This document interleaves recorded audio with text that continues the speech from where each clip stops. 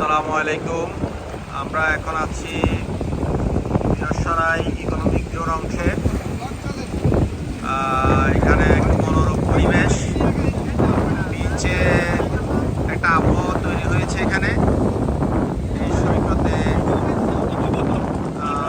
মনোরম পরিবেশ, নির্মল বাতাস। এখানে আমরা